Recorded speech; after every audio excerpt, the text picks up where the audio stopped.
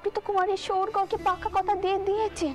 সারাটা জীবনে আপনি একটি বারের জন্যও কথার খেলাপ করেননি, তাহলে এখন এভাবে কেন চিন্তা করছেন আপনি?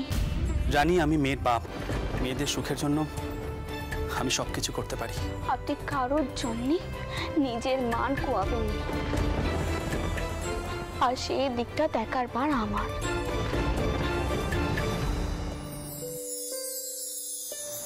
দাঁড়ান, আমি আপনার কপালে গাড়ি একটু গন্ধ লাগিয়ে দিচ্ছি, দেখবেন ঘুম চলে আসবে।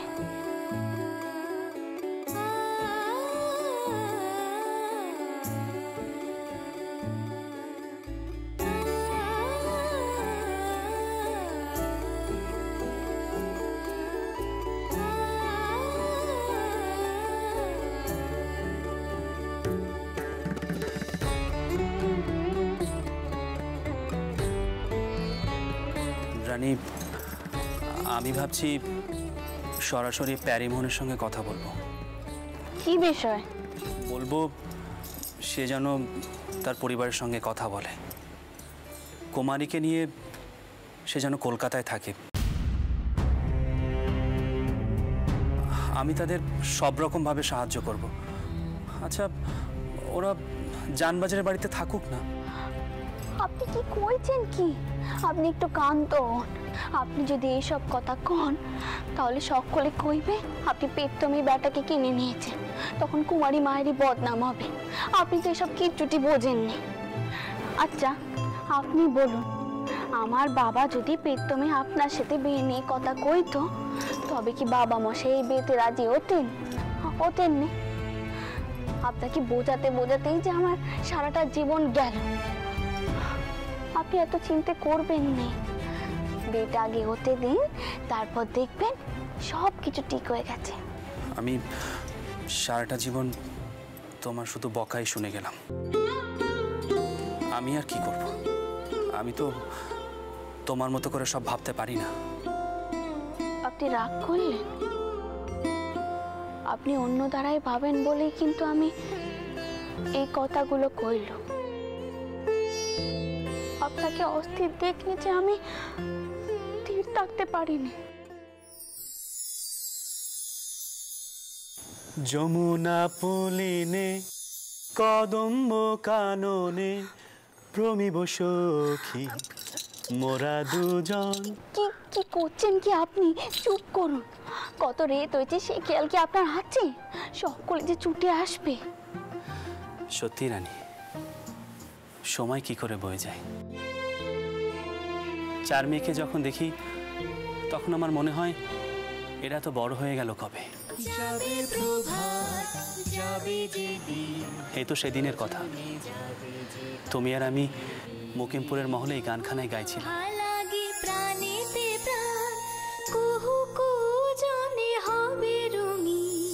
যমুনা পুলিনে কদম্ব কাননে ভ্রমিব সখা মোরা দুজন।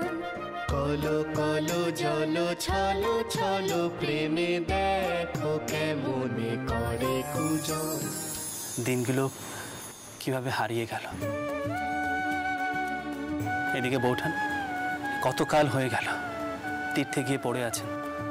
জানো রানী, আমার মাঝে মধ্যে না মনটা বড় খারাপ করে। আমি নায়েব মশাইকে পাঠিয়েছি কাশিতে দিদির কাছে, কুমারীর বিয়েতে যদি দিদি আসতে পারে। সত্যি রানী? খুব ভালো করেছ। বৌঠানের সেই রঙ্গ তামাশা, বৌঠানের হাতের চা, বৌঠান ফিরলে আমার মনে হবে আমার সেই দিনগুলো আবার ফিরে এলো, তাই না রানী?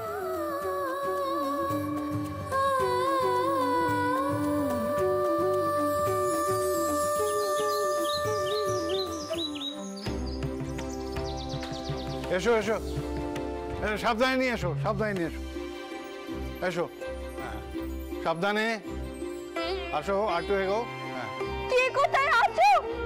শিগগির এসো, ছোট কথাকে খবর দাও, বল কি হয়েছে? আছে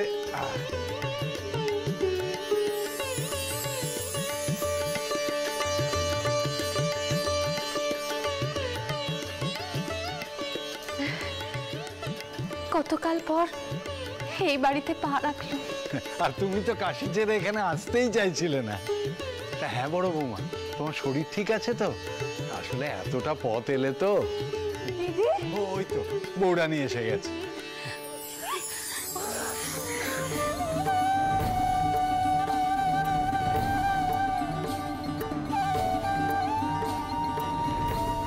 এতকাল বাদে আমাদের কথা মনে পড়লো। নিজের সংসার ছেড়ে কেউ এভাবে পড়ে থাকে? এখানে যে সবকিছু পড়ে আছে দিদি। ওটা দিদি, তুমি কেমন আছো গো? আমি ভালো আছি। আমি তো সেই কবে থেকে আনন্দীকে কইছি, আনন্দী অনেক তো হলো, এইবার কলকাতায় ফিরে যাও।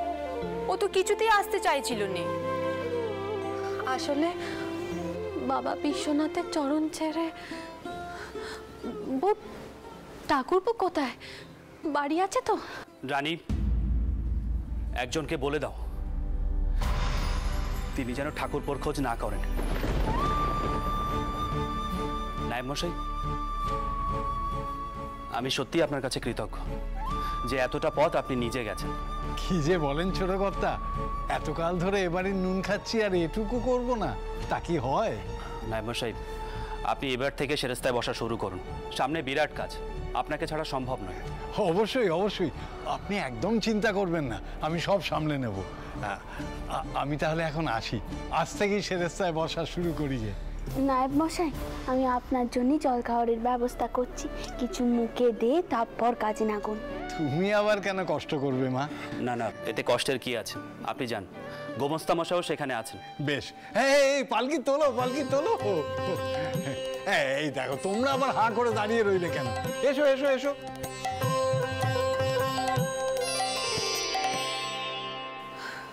আনন্দী, আমি জিনিসপত্রগুলো ভেতরে রাখার ব্যবস্থা করি, তুই আয়। নেদা, জিনিসপত্র নিয়ে আমার সাথে এসো। সুবলাদি, ও সুবলাদি, কোথায় গেলে গো? কি গো, তোমরা কোথায় গেলে?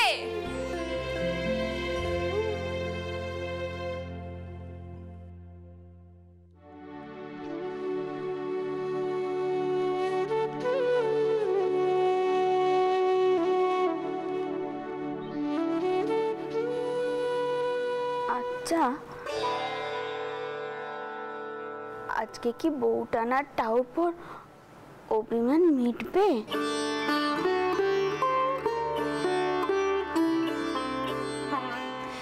সে কি আর অত সহজে মিটবে গো?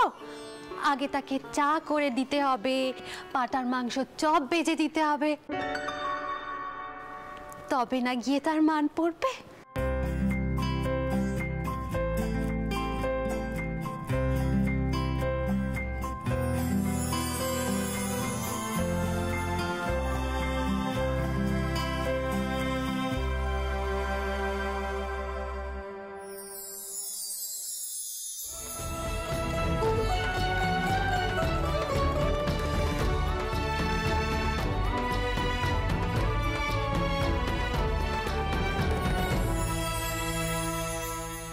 এতকাল ফিরতে মন চাইছিল না বুঝি?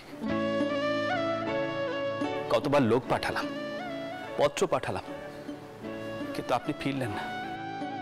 একটা কথা বলুন তো, এই সংসারটা বুঝি আপনার নিজের নয়? কি এমন অপরাধ ছিল আমাদের যে এতটা কাল আমাদের থেকে আপনি মুখ ফিরিয়েছিলেন? জি ভাই, তোমাদের অপরাধ হবে কেন? আমার মতো কপাল কজন বেদবার হয় বলো দেখি? লোকে বেদবাকে আপদ বালাই মনে করে, কিন্তু তোমরা তো আমার জন্য চিনতে এ দিয়ে মরছ। আসলে কি যে মনে হতো ঠিক বোঝাতে পারছি না।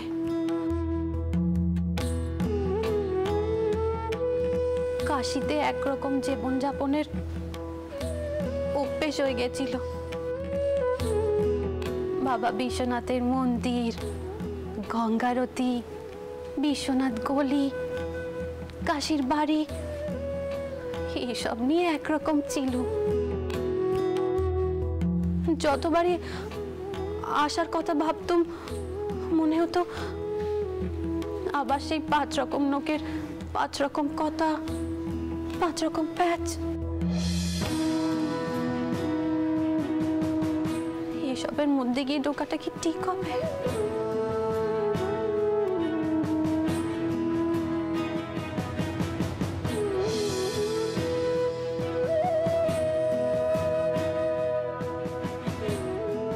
কিন্তু তোমাদের কথা আমার সব সময় মনে হতো ভাই। চানবাজারের টান আমি ভুলিনি, সেই টানেই তো ফিরে এলো।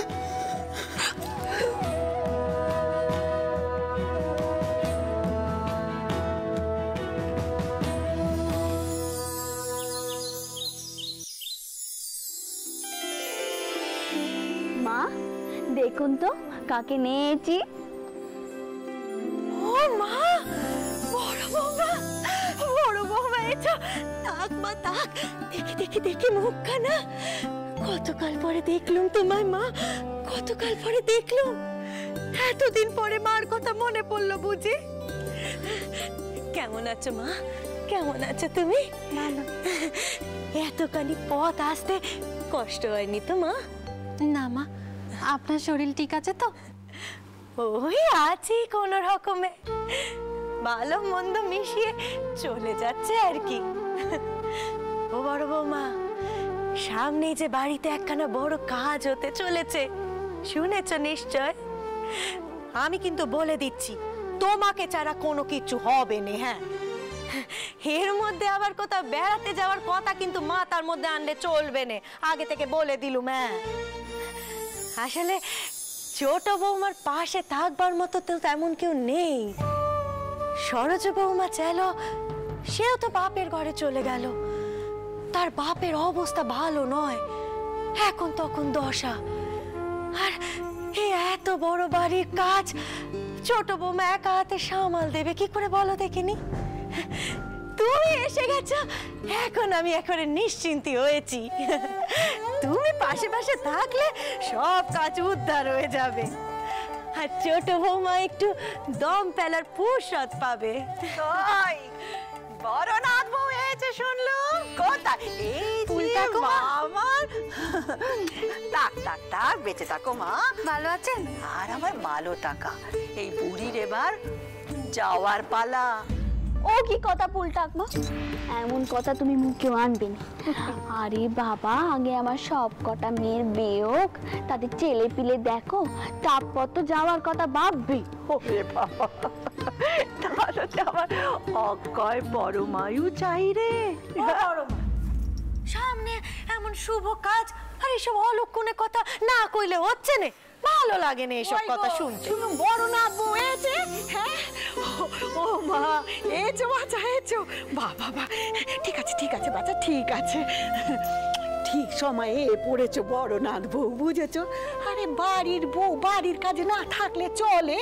হ্যাঁ, আর শোনো, বলি 7 রাজ্য তো ঘুরে এলে, যাও দেখি মেয়ে ধোয়ে কাপড় চোপড় ছেড়ে নাও দেখি। ছেড়ে ছোট ছোট, তুই পারিস বটে, সত্যি তুই পাল্টালি নে। অদ্ভুত ক্যামটা তোর।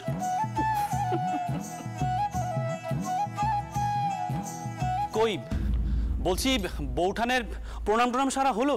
রানী, বৌঠানকে নিয়ে ঘরে এসো, সামনে আশীর্বাদ, অনেক আলোচনা আছে আমার। দেখেছো দেখেছো তোমরা, আমার ছেলের সহ্যি হচ্ছে নে।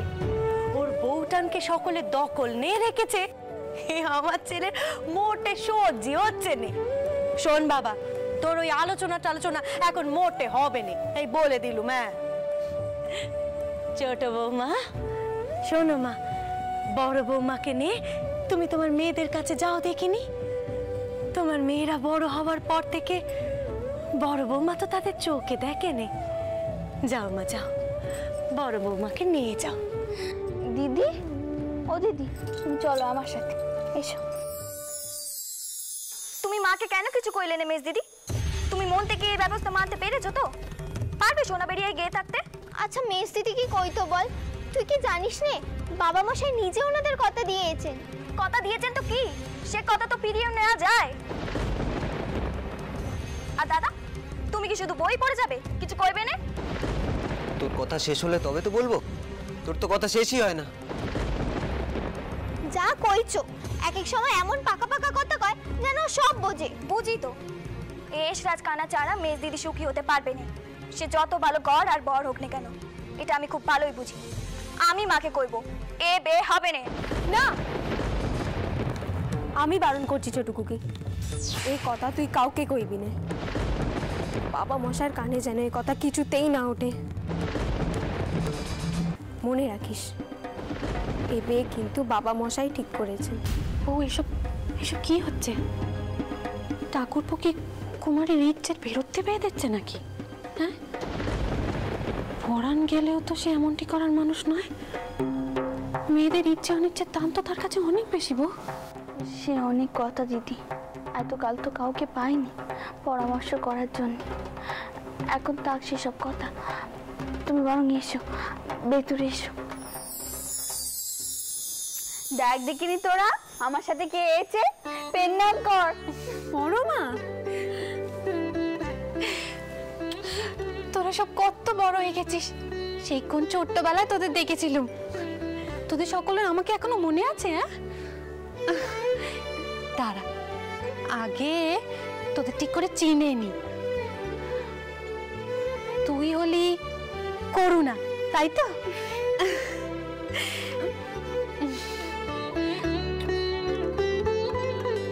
আর তুই জগদম্বা, সবার ছোট, তাই না? বাবা মশাই সবসময় বড় মার কথা কইতেন, তাই না মা? বড় জেঠিমা, আমি মাধব। বুঝেছি বাবা, বুঝেছি। ভগবান তোমার মঙ্গল করুন, খুব বড়। হ্যাঁ রে বউ, এই সোনার টুকরো ছেলে মেয়েকে ছেড়ে আমি কেন যে বনবাসে গিয়েছিলাম কে জানে। তবেই বোঝো তুমি স্বেচ্ছায় বনবাসে গিয়েছিলে দিদি। আচ্ছা, পদ্মমাকে তো দেখছি না, সে কোথায়? সোর করে?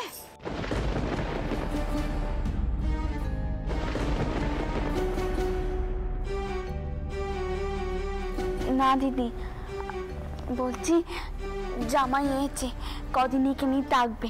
তুমি চলো আমার সাথে, এসো। এত করে কইলুম তাও কিছু কইলে নে। অন্তত বড় মার কাছে তো সবকিছু বলতে পারতে। আমি তো বারণ করেছি কারুর কানে এসব কথা না তুলতে। তুই কি সেটা বুঝতে পারছিস না? কিন্তু কুমারী, জগদম্বার কথাটাও তো ভেবে দেখার মতো। শেষে তোর না বর্দির মতো অবস্থা হয়। ও মা, আপনি কোথাও বেরোচ্ছেন? কোথায় যাচ্ছেন? হ্যাঁ, তোমাকে বলা হয়নি? আমাকে এখনই একবার সিঁথির বাড়িতে যেতে হবে। কেন? আপনার তো এখানে থাকার কথা। আপনি তো বাবা মশাইকে বলেছেন যে কুমারীর বিয়ের কাজকর্মে থাকবেন। তিনি তো আপনার উপর নির্ভর করে বসে আছেন। হ্যাঁ, সে বিয়ের আগে আমি চলে আসব। মা মামা বাবুকে বলেছেন আমি যেন এখনই গিয়ে একবার তার সাথে দেখা করি। তা আপনি কি করে জানলেন আপনার মা এই কথা কানা কয়েছেন? মামা বাবুর খাস চাকর এসেছিল আজ সকালে।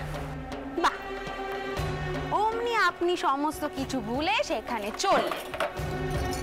আচ্ছা, আপনি কি একটা কথা বুঝতে পারছেন না যে আপনার মা আপনাকে আড়াল থেকে চালনা করার চেষ্টা করছে, আপনাকে হুকুম দিচ্ছেন যেন আপনি তেনার কথা মতো চলেন? তা যদি করেন তাতে তো দোষের কিছু নেই। তিনি আমার মা এবং তার অধিকার রয়েছে তোমাকেও হুকুম করার। কখনো না, তিনি আমাকে হুকুম করতে পারেননি। আপনি কি ভুলে যাচ্ছেন আমি কোন বংশের মেয়ে, কে আমার বাবা?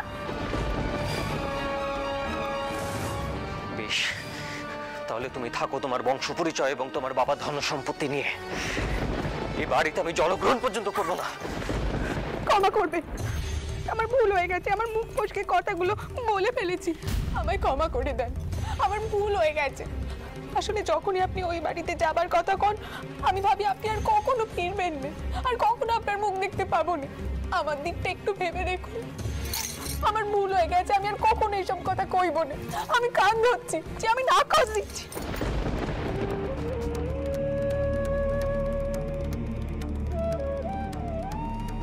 কেন তুমি এরকম করো পদ্ম? কই তোমার বোনেরা তো কেউ তোমার মতো নয়। আর তোমার মা কত বড় মাপের মানুষ, তিনি দিন রাত শাশুড়ি দিদি শাশুড়ি সেবা করে চলেছেন। তুমি কি তার কোনো গুণই পাওনি পদ্ম? আমাকে যা কওয়ার কন,